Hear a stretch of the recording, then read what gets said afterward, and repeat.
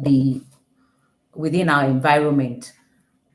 It's something that I've been doing for quite a while. And one of the things that I noticed is that we have a lot of women in business. I'm sure if you think about it, that woman that sells you moi, that woman that sells you your fabric, that woman that sells you your jewelry, a lot of women are in business. And then you begin to wonder, what exactly should we be doing? What exactly should we be doing differently as women? Statistics tell us that over 23 million women are actually in business in Nigeria. This was a study that was performed by one of the top 5 audit firms in Nigeria. We have over 23 million women. Um, and that accounts for about 41% of the service sector. But unfortunately, only 20% of these businesses can compete in the formal sector. And when I say the formal sector, what we're basically saying is that how many of these women owned businesses can actually work with a company like Oando? The question is, how many of these women can actually work with the government? And the reason we're asking these questions is that there are a lot of requirements that are necessary for you to be able to work in certain organizations.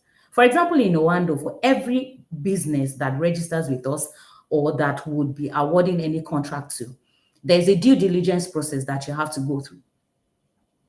This due diligence process asks you for things like your certificate of incorporation, your tax document. If you are working with some organization, they begin to ask you for your pension status if you have staff that is above 5. There are things about your tax clearance certificates. If you have to work in the specific oil and gas industry, you have to register with the former DPR and now NURPC. There are a lot of requirements that are necessary for you to begin to play at certain level.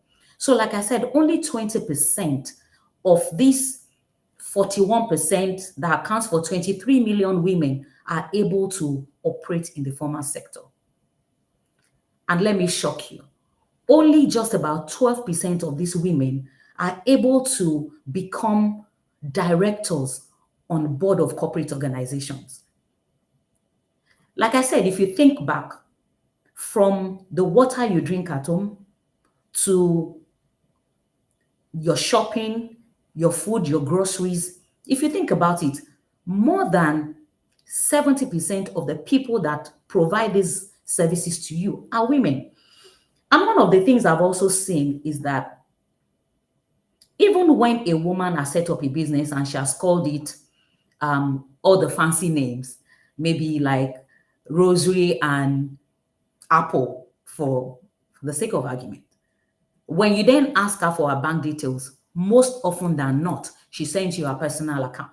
So if I, Modupe Oyeneyin, have set up a business and I call it apples and oranges, for example, and then I have to supply those apples and oranges to a friend and she asks for my account number, I then send Modupe Oyeneyin, GT Bank, ...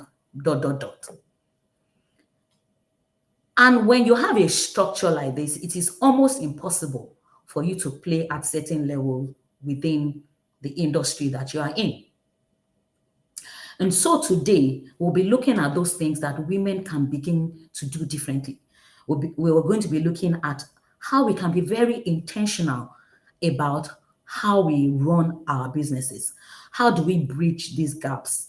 What can we do differently? And so today we'll be talking about that interesting topic, how to position your business as a woman. One of the things I would also want to say before we continue is that you are a woman and you cannot take that away from yourself. So when you begin to then run your business, you must identify with the core of who you are. There's a traditional way of running business and there's the new economy. The traditional way of running business says, oh, you have to close your sales versus building relationships sometimes.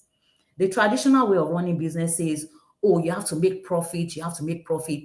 And if care is not taken, you then forget the people side of the business you're running. The traditional way of running business speaks to efficiency before compassion. It speaks to feeding a mindset that is primarily focused on being bigger, being better, being faster, rather than actually looking into the real issues when it comes to the business you're running. The new economy actually for us is, as a woman, one of the things we must begin to focus on is that you must focus on empowerment rather than power. You must focus on generosity rather than scarcity and urgency. And I will break this down shortly. We must focus on collaboration rather than competition. And why do I say this? Like I said, you're a woman and you cannot take that from the way you run your business. As a woman, you are a nurturer, you are a mother, whether biological or by proxy. As a woman, we can multitask. In fact, one of the jokes I crack sometimes with my male colleagues is that when they begin to ask you, oh, this, and you are responding to them on different things, and it's kind of, how are you able to function? I jokingly tell them, I'm a woman and you're a man. So as a woman, it's innate for us to multitask. A woman runs her business, she still runs her home, she still takes care of her children, she still takes care of her siblings, her parents, her husband. So we're going to be looking at all these things that we are as women and how we can put them in the business we run, and ultimately how we can then begin to play effectively in the sectors that we operate in. So let's go into some other things that I would like to say before we then start taking the questions for today. We just have about an hour, and I'm hoping that we'll be able to, delve into some of these issues. In Oando, for example, we have a goal to ultimately ensure that 50% of the contracts that we award will go to women-owned businesses. And this is actually the reason for initiating or for starting this forum, this webinar. So the question is, as a woman, what can I do differently? Before I continue, I just want to acknowledge some of the people that have joined us. Osadebe Christiana, thank you for joining us today. Stephen Emeche, thank you for joining us. As we go on, I would also acknowledge one or two other people within the chat. So, in the world we are in today, like we said, there are a lot of things that we must do if we are to succeed in the businesses that we run. So, like I said earlier, if you are going to do business with Oando, for example, as a woman, you must have the documents that are required for you to be able to pass through our due diligence process. And I know sometimes most of the women that start their businesses, they are doing it just because they want to just get by. They are doing it because funds are short and they just need to keep the lights on in their lives. But like I said, we must go beyond just the gains. We must go beyond moving faster and better. We must begin to look at empowering other people. We must begin to look at being generous with the things that we do, and we must also begin to look at collaboration. So this is the first of it for us in Oando, to engage the public and even hear from people what are the challenges that they are facing. That we're going to have other forums where we're going to invite women in business and ensure that we help them, we coach them, we handhold them to ensure that the businesses that they are running become successful. Because ultimately, we want that percentage of 20% of women playing in the formal sector to go beyond 20%, to go up to 41%, to go up to ultimately 50%, so that at the end of the day, we are making the impact that we are supposed to make in our world, in Nigeria, and in the world at large. Having said all of this, so that we also have enough time to do the things that we have set out to do today, I'll be asking some questions and answering them, and I'll also be taking some of the questions today. All right. So let's take some of these questions. So you may begin to ask, what's the biggest mistake that the question is, what's the biggest mistake you see vendors make in trying to stand out or position themselves as a vendor of choice? All right.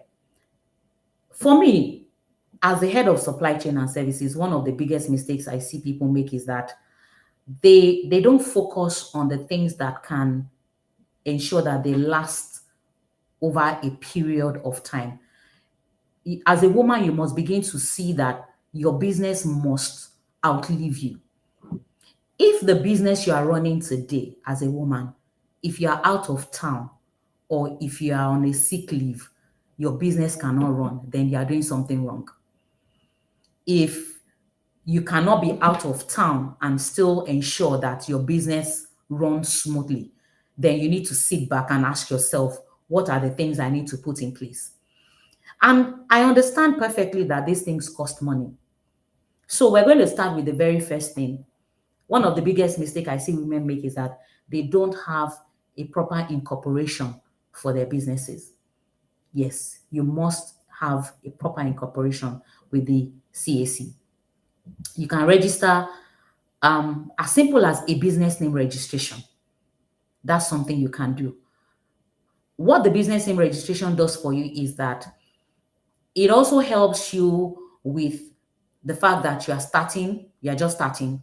It helps you to also have some tax relief, because I don't want to go too much into the details, but it helps you with tax. It able to focus on how to also develop your business, and that you don't have to also bother about too much documentation. So first, I mean, the basic thing is that you have to be registered. Register your company, whether as a business name registration or a limited liability company, if that's what you can do or you can afford. So that biggest mistake is that a woman starts a business. Yes, you've given it that fancy name, but when they then ask you to give account number, all you do is send your name. We need to do better than that. One of the other mistakes I see that women make is that we tend to want people to focus on how we look rather than what we do. Yes, you must put yourself together, you must be presentable. But then when people go beyond the face and they see the quality of the work you do, you shouldn't then excuse yourself to say that it's like this because I'm a woman. We must go beyond just smiling at people and looking lovely, but then